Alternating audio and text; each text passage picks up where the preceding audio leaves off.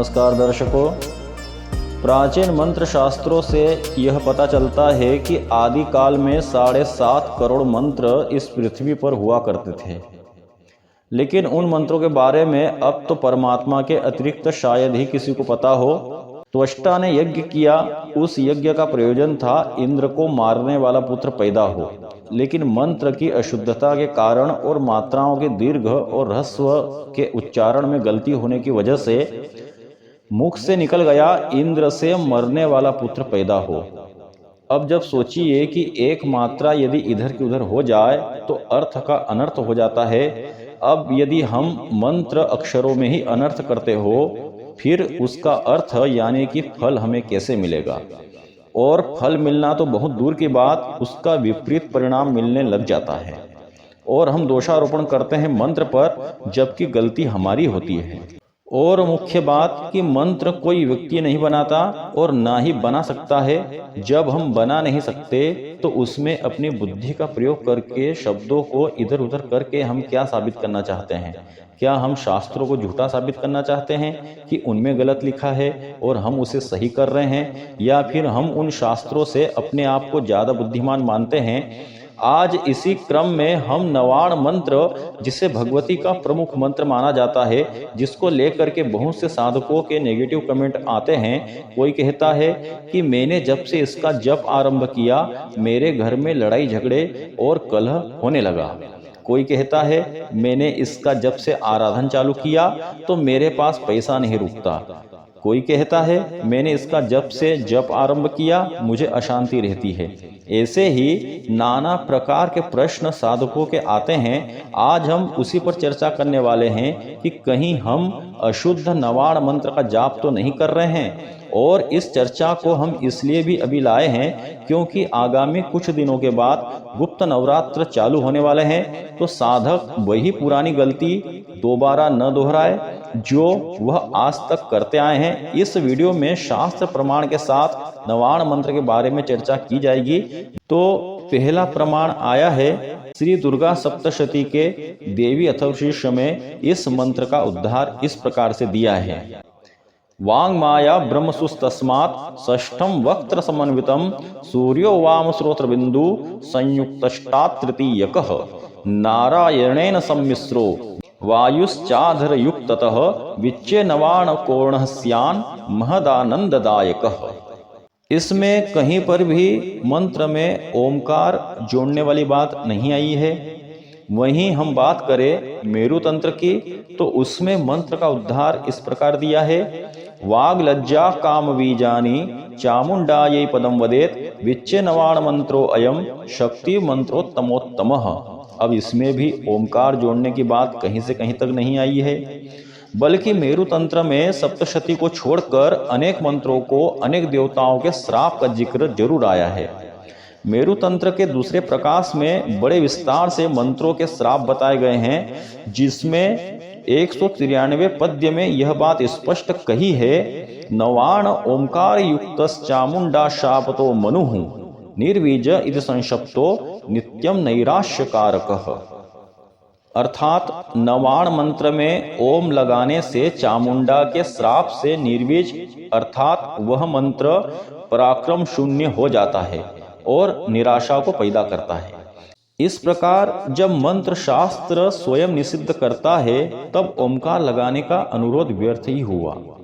कुछ लोग हर गौरी तंत्र के वाक्य से यह स्वीकार करते हैं कि मंत्रों का शीर ओम है और बिना ओम के नवाण मंत्र बिना शीर वाला हो जाएगा। इस संबंध में हमारा विचार यह है कि यहाँ पर हर गौरी तंत्र का उद्धरण लागू ना होगा, क्योंकि नवाण मंत्र के संबंध में ओम ना लगाने का विशेष निर्देश हुआ है। इसे आप इस प्रकार से विचारिए। जिस मंत्र में एम मुकुट हो, ह्रीम शीर हो, क्लीम मुख हो, चामुंडायै धड़ हो और विच्चे जिसके 2 चरण हो, वहां ओम के शीर होने वाली बात लागू ही नहीं हो सकती। और जिस मंत्र में प्रणव के समकक्ष एम ह्रीम क्लीम 3 बीज मंत्र आए हो, उस मंत्र में प्रणव की आवश्यकता भी नहीं होती, क्योंकि एम ह्रीम क्लीम को देवी का प्रणव ही कहा जाता है।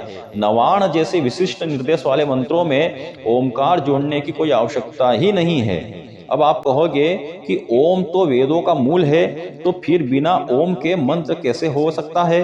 तो इसके संबंध में देवी भागवत के 12वें स्कंद के 8वें अध्याय की कथा में अंत में इंद्र को स्वयं भगवती उपदेश करती है। वहां भगवती भुवनेश्वरी इंद्र से कहती है कि ओम, यह जो एक अक्षर ब्रह्म रूप है, इसी को वेद ह्रीममय अर्थात ह्रीमकार कहते हैं। ओम और ह्रीम यह दोनों बीज मंत्र मेरे मुख्य मंत्र हैं। हे इंद्र, तुम यही समझो, क्योंकि मैं माया भाग से और ब्रह्म भाग, इन दोनों भागों से इस जगत की सृष्टि करती हूँ। माया भाग और ब्रह्म भाग मुझ में ही है, मेरे ही हैं, मुझसे भिन्न नहीं है। मेरे 2 भाग हैं, इसलिए इसी कारण मेरे बीज मंत्र भी 2 हैं। एक ओमकार है और दूसरा ह्रीमकार है। पहला भाग सच्चिदानंद रूप है और दूसरा भाग माया प्रकृति संज्ञक है। मेरे यह दोनों बीज मंत्र प्रणव कहलाते हैं, क्योंकि इनसे मेरे प्रकर्ष की स्तुति होती है।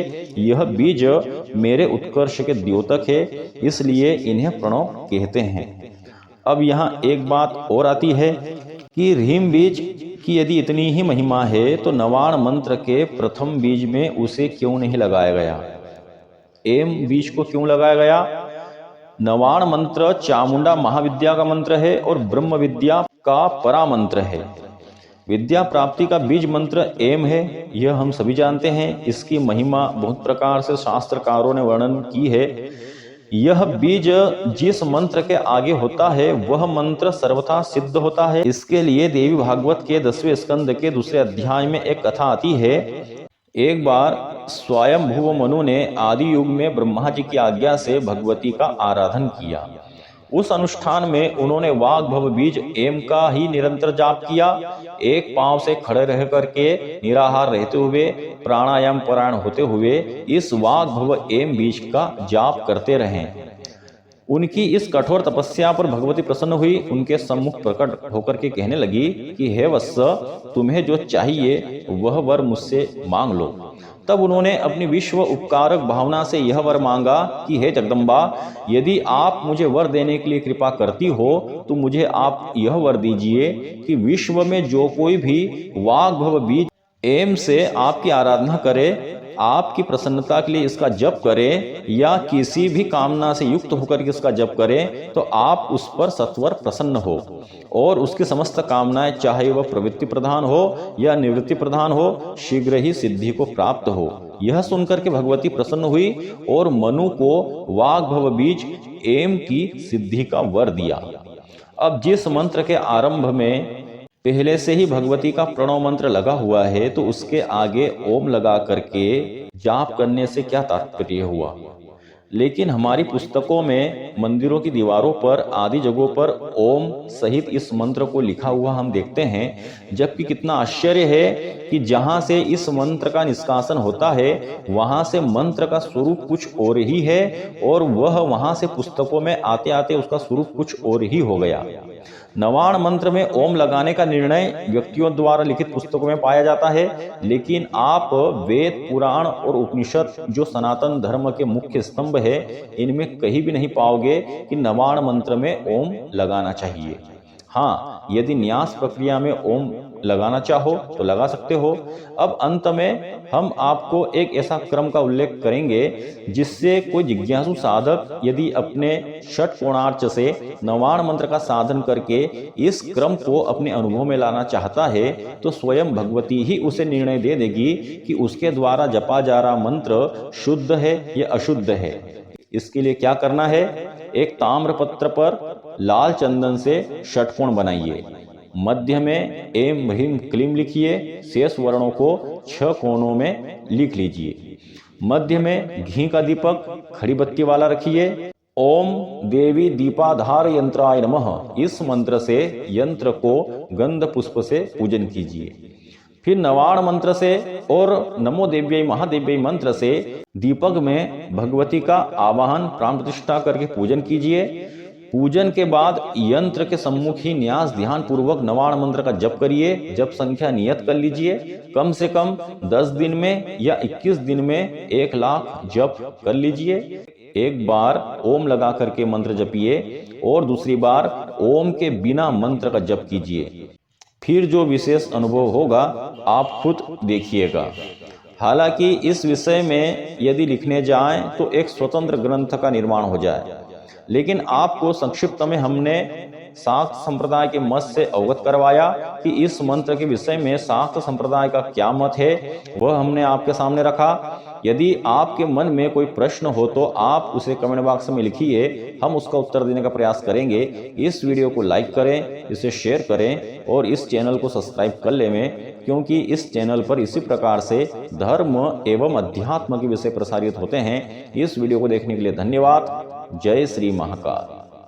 नमः पार्वती पतये हर हर महादेव।